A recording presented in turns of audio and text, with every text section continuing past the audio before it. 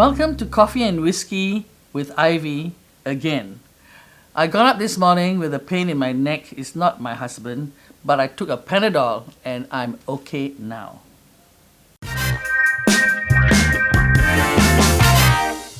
This whole week, top of the news, almost every day, this wonderful topic. I'm sure you all know what I'm referring to, and I'm sure you're all asking why I haven't commented about it. But you know, I'm smart. I'm half Indian, half Chinese. I know our land laws very, very well. But wait till it is over. I have a lot to say about it.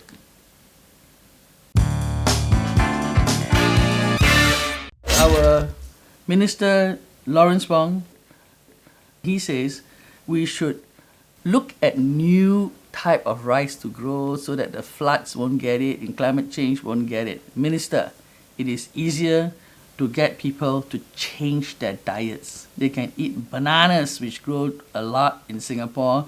They can eat papayas, they can eat kangkong, they can eat breadfruit, they can eat tapioca. Come to my farm and see where many other things grow without any effort.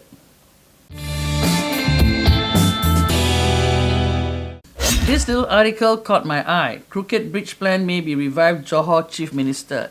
Crooked or straight, as long as it's built above the water and boats can go underneath and the water can flow around, it will be very, very good. The causeway was built in 1923 by lazy white people who didn't bother to build a bridge because it's connecting Malaysia and Singapore, where all of us brown and yellow monkeys live. Right? So when I was young, you could jump off your boat and the water is absolutely clear.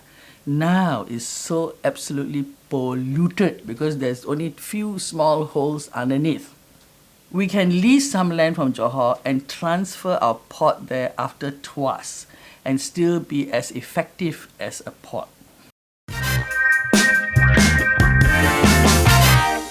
Teething problems with new hawker centre model and new life for 13 more Colonial Bungalows at Aerospace Park.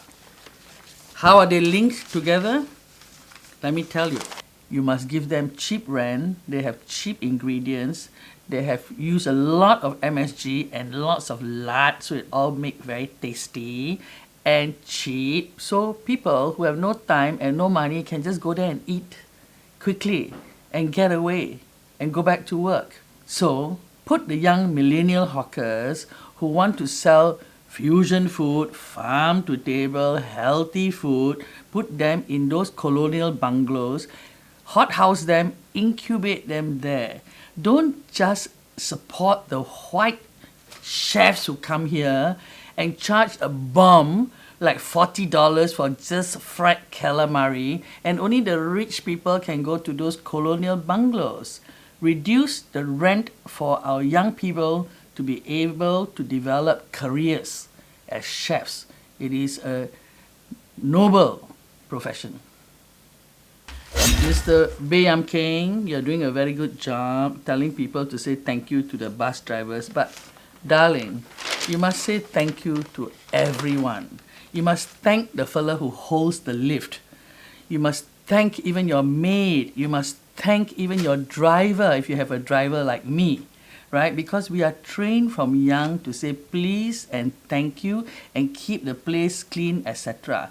So as a member of parliament, you should also thank people every day who voted for you and ask them what is their problem and then solve their problem, because you have 24 hours in a day to work as a member of parliament and help the people who voted you, so that they can also say thank you to you. This is a lovely story. Walking, cycling to keep neighborhoods safe. You know, it's very nice to see policemen and policewomen on bicycles. It brings back nostalgia when I was young. The policeman will cycle around the house where I live and say hello to the kids and to people. And we were trained that if anything goes wrong, you dial 999 and the policeman is there to help you. Unfortunately, we don't see that happening so much in the city.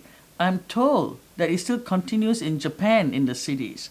In Singapore, we only see policemen in police cars, and that's very threatening looking and scary to kids. So this bicycle movement is good. We should see more of them around, and they should even sit and have a drink. So when the policeman comes to my farm, I always want to offer them a fig tea, but they're always so frightened that I'm trying to bribe them. We should also cut out that part of our culture. I'm not trying to bribe the policeman. I'm appreciative of the fact that he's keeping me safe. Every time my driver drives me home along the PIE to my farm, I see this junction and I wonder why this has been going on for the past 100 years. Any donkey will know, with Singapore's right-hand drive, we should have exits on our left, right? And they should go underground or overground so that it does not create a safety issue. On top of that, our LTA should look at why in commercial areas they don't allow people to park on double yellow lines in the evening when there are eating places around and there are no office workers, right? They should look at all those rules to make life more pleasant for people. Having one-way streets in narrow streets so that people can park on one side and people can drive on the other side without having to meet head on and wanting to fight all the time.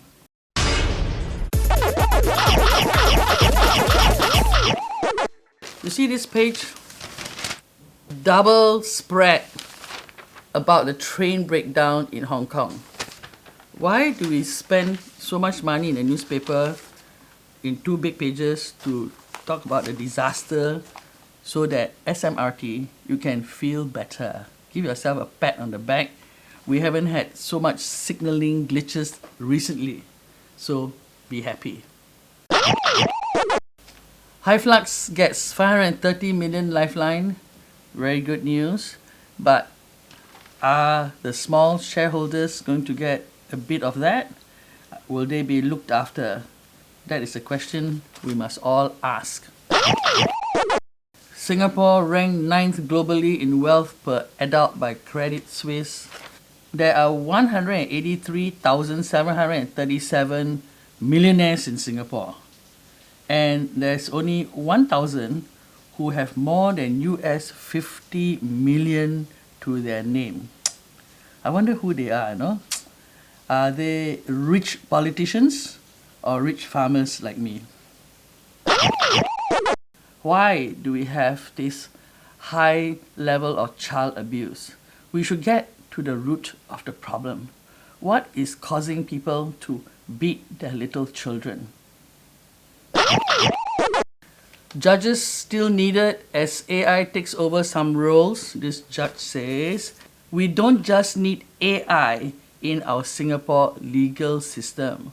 We need our judges to continue to be fair, to be honest, and to have a conscience and understand the law of our country. That's all we need. This is a brilliant idea. Tents fast becoming world's best resorts. You might also want to look into it, especially when your mother-in-law is going to move in and you don't want to waste a lot of money building an extension to your house. Just get a caravan. She won't stay for a long time.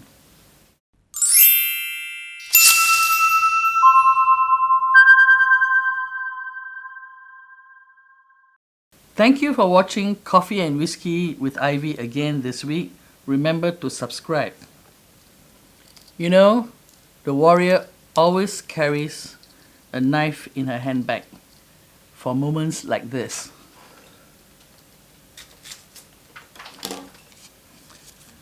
When she wants to go into hiding and become a bird.